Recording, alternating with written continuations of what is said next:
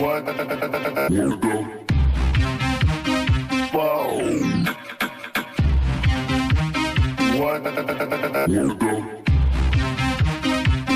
the fuck?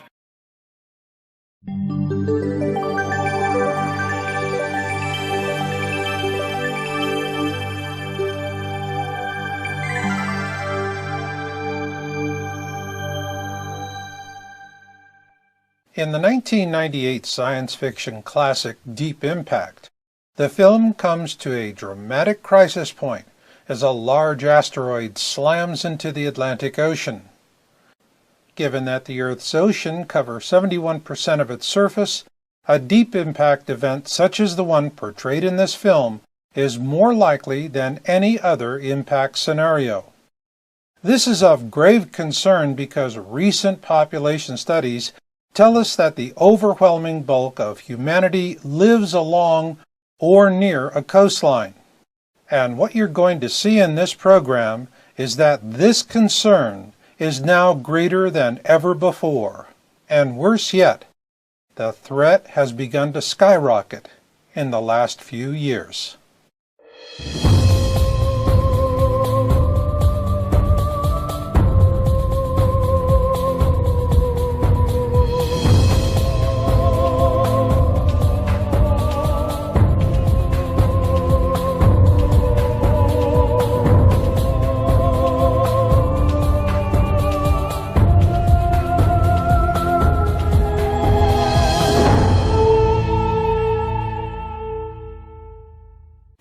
Deep within each of us is a racial memory of rocks falling out of the sky and killing people. And sometimes it's a little difficult for us to handle. So like children, we turn on all the lights, lock the closet door, jump into bed and pull the covers over our heads and say, if the monsters can't see me, they can't hurt me. Well, you know, there is a little bit of truth to that because asteroids and superbolides cannot see us. But that will not stop them from killing us. On February 15, 2013, a superbolide meteor blindsided everyone on the planet, including NASA and the Russian Air Defense System.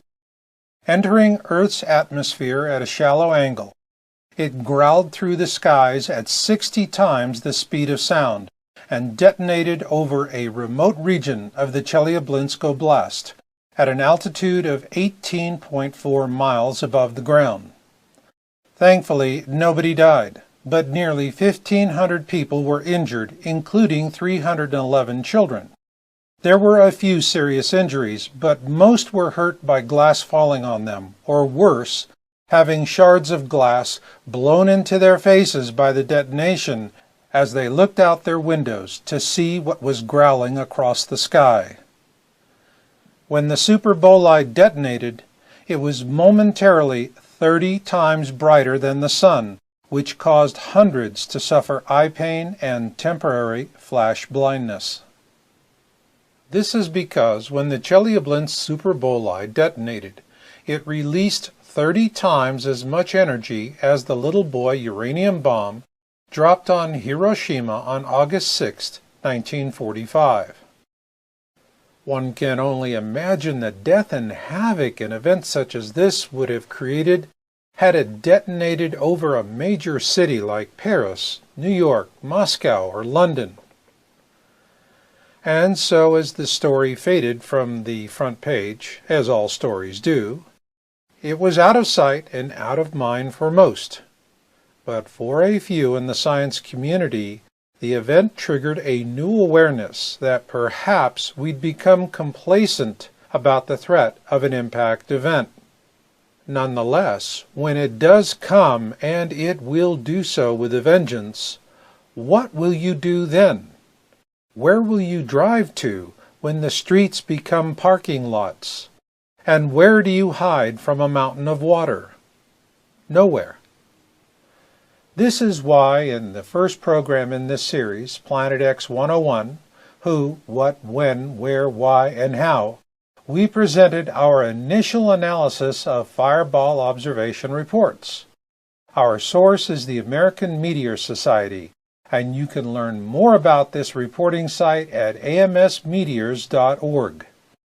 For over a year, we've been studying their reporting data, and what it told us is that for those living along a coastline, it's time to bust a move inland. In my case, it was from Santa Cruz on the northern California coast to Reno, Nevada.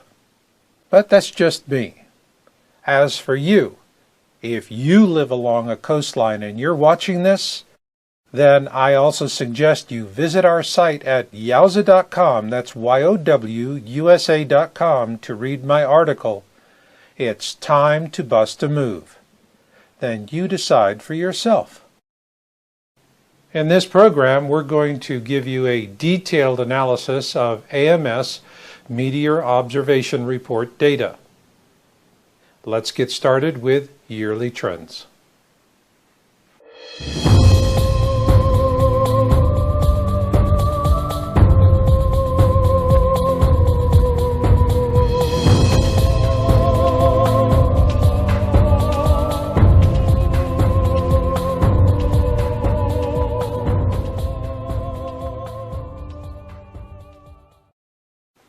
At yowza.com, what we're tracking are fireball reports, those big ugly rocks that fly through the sky and make the evening news. And this year started with an interesting twist, so to speak. So let's get caught up. The AMS reporting data presented in our first program in this series, Planet X 101, Who, What, When, Where, Why, and How, was through to October 2013. In this program, we'll update that to include the first quarter of 2014. So let's get started. Here we see the complete actuals for all of 2013. Based on those 2013 actuals, here are the monthly estimates for 2014. Now let's see how the 2014 estimates compare with the first quarter of 2014. In January, the estimate is spot on. The actual for January is consistent with the estimate based on the prior year actual. However, in February, we see a drop, not only from the estimate, but from the February 2013 actual as well. Again in March, we see the same thing as February. The actual is below the estimate as well as the prior year actual. So what could account for this? First off, we're not talking about meteor showers like the Perseids, which many of us enjoy watching on warm August nights. Rather, we're tracking fireballs such as the one observed over Japan in January of this year. Large, solitary rocks that come screaming out of the heavens. With that in mind, here is one explanation for the first quarter drop in fireball observation reports.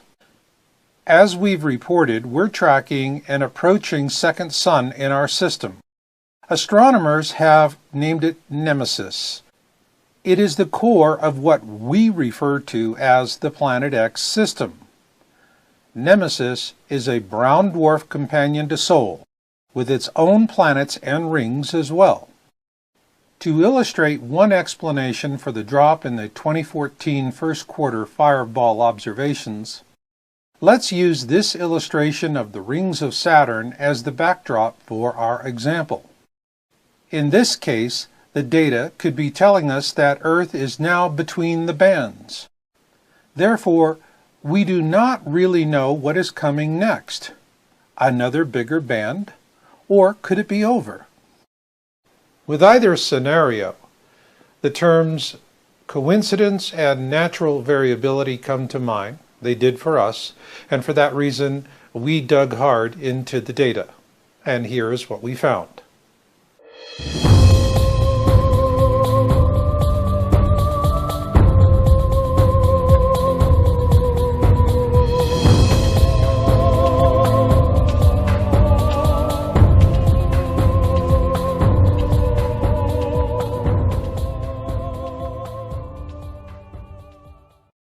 Let's assume that the brown dwarf at the core of the Planet X system is like the other massive objects in our solar system, in that it is also surrounded by rings. So, Are we encountering those rings? If so, how would it be expressed in the data? Let's see. For the purpose of this study, we're going to use a line graph instead of a bar chart. And here we are starting with the 2013 to 2014 actuals based on current AMS reporting data.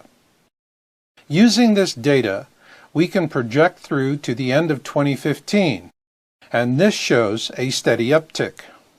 Then when we extend the projection out to 2016, we see an even greater uptick happening. And finally, when we go to the end of the projection in January 2017, the trend does appear ominous. With this in mind, let's see where the Chelyabinsk superbolide that detonated over Russia on February 15, 2013 fits into this picture. Here we have added the Chelyabinsk superbolide to our previous timeline. What it shows is that there has been a steady uptick in actuals since that event. However, when we expand the timeline to cover the period 2009 through January 2017, this is when we really begin to get a sense of what is happening. This is not coincidence, nor is it natural variability. And if you're living along a coastline, you should be concerned. Now let's take a look at multi-state observations.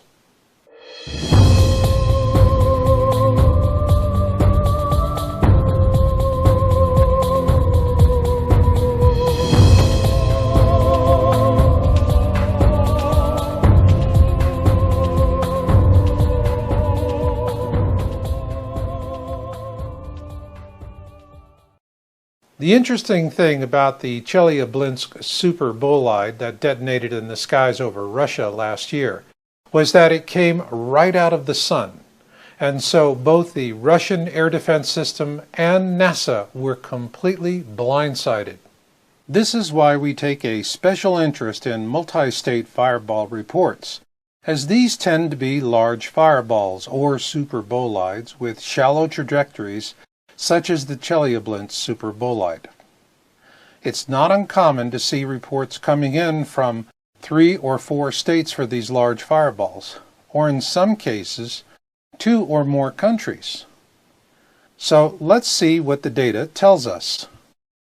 Here we see the updated actuals for all of 2013, which tracks closely with the yearly trends we saw before. Using those actuals, we were able to project estimates for 2014. So let's see how the estimates compare with the first quarter of this year. In January, we're seeing that the estimate and the actual are spot on. While the February actual is well below the estimate, it's not that far off from the 2013 actual for February. And in March of this year, we see that the actual is on par with February, but significantly lower than the actual for 2013 as well as the estimate for this year. But if you think we're out of the woods, don't draw that conclusion in haste, not until you see what we have next.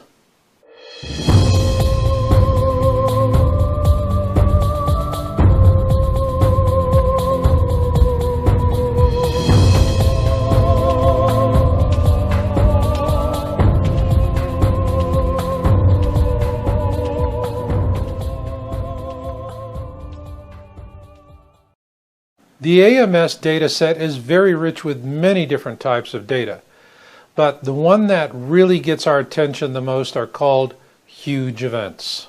In the first program in this series, Planet X 101, Who, What, When, Where, Why, and How, we introduced viewers to the AMS classification system, where mid-sized events get 6 to 20 reports, significant events get 21 to 50, and large events get 51 to 100. Huge events get 100 plus reports. The huge classification is usually reserved for the biggest, brightest, and noisiest space rocks.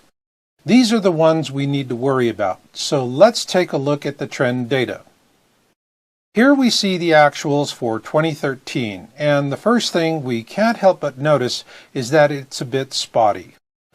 Then, using the general trend projection, we created 2014 estimates for huge events.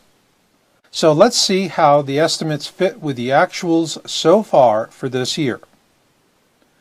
With January of this year, what we now see is a reverse in the earlier trend data for the first quarter, which shows several reporting types with lower values. Then in February, a surprise. Since there were no prior year actuals for this classification, we could not make a prediction. Nonetheless, there were 2 huge events in February.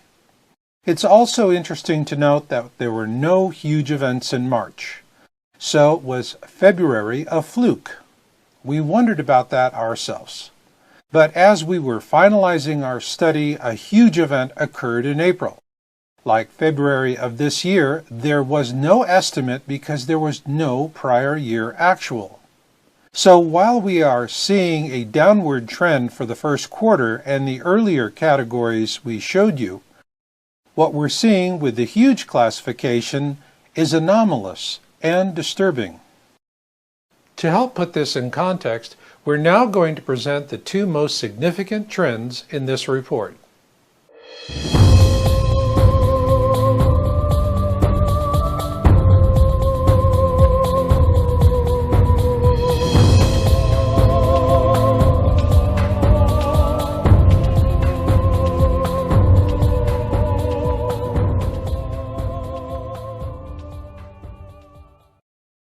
We're now going to show you the 2 most significant trends, huge events and multi-state events. We are going to use 2013 actuals for multi-state events and huge events to set a baseline for this comparison. And here we see the addition of the 2014 estimates, which track closely with the 2013 actuals. With this in mind, we are going to see how the first quarter of 2014 compares with the 2013 actuals and 2014 estimates. Here we see that January 2014 is right on track with the 2013 estimate for multi-state events, but a little higher for huge events. For multi-state events in February 2014, we see a drop below the 2013 actual level. However, huge events are still significantly above 2013 actuals and 2014 estimates. In March, we see the downward trend for multi-state events has leveled out a bit. But on the other hand, it has plummeted in terms of huge events. Once again, we factor in the late reporting data for huge events in April of 2014, and we see an uptick that does rise above the 2013 actuals and the 2014 estimates, while at the same time we're seeing a virtual flat line on multi-state events. In terms of similar reporting outside the U.S., we did not find any sources as competent or as thorough as the American Meteor Society. But this is what we did piece together. There was no significant reporting of fireballs until September 2013. Since then, we've been able to follow 2 principal areas. In Europe, we're seeing multi-country reports that span all the way across Europe, over the UK, and some even as far as Ireland. In Oceania, we're seeing multi-country reports that span the distance from New Zealand to Australia. These observations are based on the timestamps of the reports. Given that 71% of the surface of our planet is covered by oceans, we believe that unless these trends dramatically reverse themselves this year, there is a high likelihood of a deep impact event in our near future. This was a key factor in my own decision to bust a move from the Santa Cruz area of California to Reno, Nevada. Now, for those of you living along a coastline, I hope you take the information presented in this program to heart, and that you do the same.